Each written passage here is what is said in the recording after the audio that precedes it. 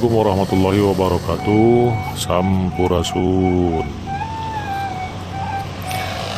Wilujeng wengi, wilujeng patepang deui sareng simkuring di channel anu masih sami sareng anu kamari nyaeta Balai Deung Channel.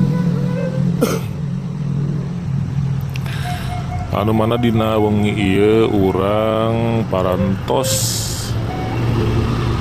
nincak badan nincak karena saum anu ka-10 panginten. Begituna mugia urang sadaya sing aya dina kaberkahan rezeki kasalamatan jiwa raga oge teu hilap aya dina lindungan nu maha kawasa Allah subhanahu wa ta'ala. Amin Allah ya robbal alamin. Seperti biasana urang sami-sami ngadangukeun dongeng Sunda kanggo barudak. Tapi mudah-mudahan ieu dongeng carita Sunda sing aya guna sareng manfaatna pikeun kahirupan urang sapopoe. Sumangga ka para wargi sadaya wengi ayeuna simkuring bade nyandak hiji judul dongeng nyaeta Entog Emas. Tah perkawis caritana kumaha wae dina judul ieu Entog Emas teh mangga wilujeng ngadangukeun.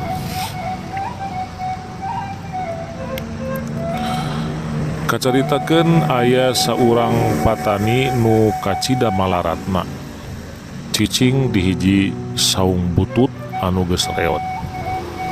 Jadi kacipta pamirsa saung keur mah butut reot gitu. Mang Julin katelahna. Mang Julin patani ngaranna teh.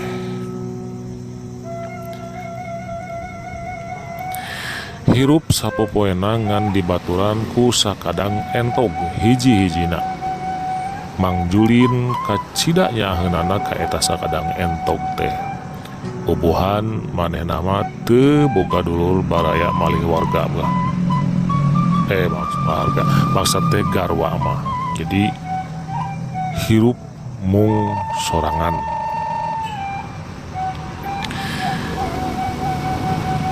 Hiji poe manehna indit ka sawah, isuk-isuk pisan manehna geus indit. Kabeneran dititah ku juragan lurah pikeun ngabinihan sawahna. Ari digawena mah kapake pisan ku juragan lurah teh. Kusabab Mang Julin segut pisan kana gawe nanaon oge. Tapi ari entogna mah dikencarkeun wae di buruan saungna teh tara aya nu kariwangeun lah intina mah kitu. Balik ti sawah wanci sariak layung. Mang Julin kacida laparna. Manehna ngadeheus ka pangeran. Duh Gusti, mun maparinan abdi peunghar, meureun dahar nanaon oge bisa. Mang Julin teh daharna nganjeng uyah biasana ge. Waktu harita sanggeus wareg mah manehna teh tuluy ngapihan entogna di juru imah. Isuk-isuk kene Mang Julin kahudangkeun ku kingkilaban nu ayana di juru imah.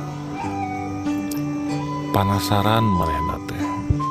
Tuluy cahya guguri lepan teh disampeurkeun. Manehna teu nyangka yen cahya nu kacida seranna teh tina kandang entog. Sing horeng teh entogna teh endogna teh endog emas. Kacida eta Mang Julin teh ruwaseunana. Mang Julin peupeureuneun nyanggap entog teh. Manehna kacida bungahna eta entog teh endog emas murni malah bisa dijual ieu mah geurentesna.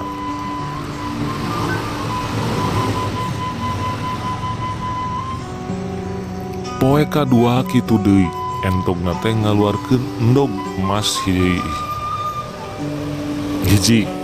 Jadi poe kadua deui teh endogna teh ngaluarkeun poe kadua kitu deui poe kadua entogna teh ngaluarkeun endog emas deui hiji. Kitu saban poe sakadang entok teh endogan endog emas hiji. Nya puguh Mang Julin teh jadi beunghar, manehna geus boga sawah sorangan, imah gedong, balong, ternak entog jeung harta liana nu mucekil. Entog teh nyaan mawa rejeki keur Mang Julin mah. Hiji poe Mang Julin ngarasa capek mun kudu unggal poe ngadatangan kandang entog pikeun mawa endog emas pirah hiji teh. Mang Julin sasadiaan bedog keur ngabelah entog ngarah emasna kabeh kaluar. Jadi manehna teu kudu mawaan unggal poe ka kandang entog. Ali geus dibelah teh teu kaciri emas-emasna acan, malahan entog teh paeh. Balenggap weh Mang Julin teh. Mang Julin teu bisa ngabebenah hartana.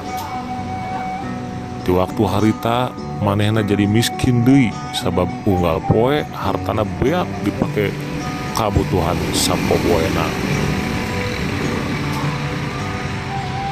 Cag rupina carita entog emas teh si horeng sanes entog na anu emas tapi entogna unggal poe endog emas kumar gitu bisa mawana nu antukna Mang Julin jadi miskin deui da boga kahayang leuwih. Jadi sarita dongeng dina wengi ieu dicukupkeun sakitu. Pesan moralna panginten urang salaku jalma ulah hayang ngarawuh ku siku. Kumaha wae carana lamun hayang ngarawuh ku siku mah moal kadada kaduga. Contohna seperti Mang Julin eta. Jadi istilahna hayang ngarawuh ku siku. Padahal mah geuning antuk namanya angger weh. Jadi Mang Julin anu biasa deui. Rupina mung sakitu mudah-mudahan ieu dongeng teh sing aya guna sareng manfaatna pikeun urang sadaya dina anggone ngambah hirup sapopoe. Wilujeng ngajalankeun ibadah saum anu ka-10 dinten enjing mugia dipasihan katabahan, kasabaran, katawakalan. Mangga sakitu wae ditutup. Wassalamualaikum warahmatullahi wabarakatuh. Sampurasun.